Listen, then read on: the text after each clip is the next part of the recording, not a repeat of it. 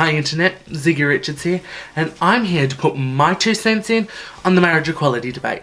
Though I don't really like calling it a debate because it shouldn't be one in the first place. All this plebiscite has done is normalise hate between the yes and the no campaign.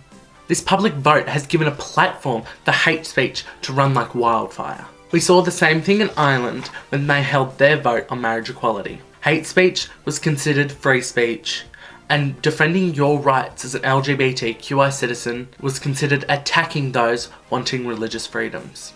The only difference between Australia and Ireland's marriage equality debate is that Ireland's was legally binding.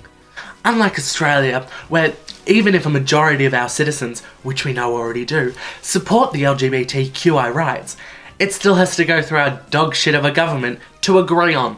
And we all know they can't agree on anything. Surprisingly enough, Australia is quite progressive when it chooses to be. Countries like Russia, Egypt and Brazil are fighting even harder for their equality, risking literally life and limb for their rights. Egypt, for example, has recently arrested some of their citizens because they raised a rainbow flag.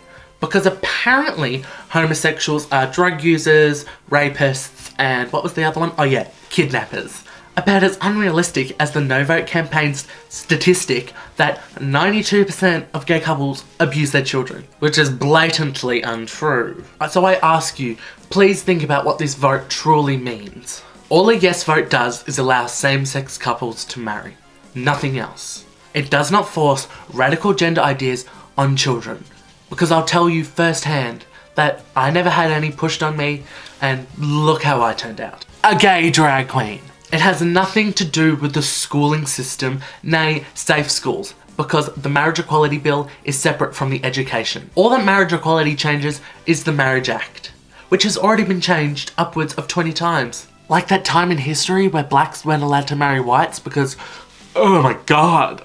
But let me tell you what a no vote will do. It'll help protect and defend those abusive towards the LGBTQI community and will give them a scapegoat to hide behind. It will create the idea that Australia isn't the ideal country for all and will deter tourists.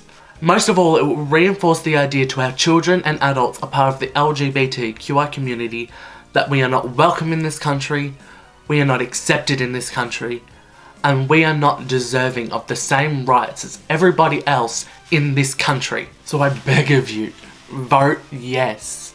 And if you've already voted, it's fine. You can go online and request a new survey at www.marriagesurvey.abs.gov.au. Or do it the old-fashioned way and pick up your telecommunication device and call the ABS now. It's not too late to be on the right side of history. You just have to be willing enough to learn and progress as a society, as we all do. Best wishes from the one, the only, Ziggy Richards.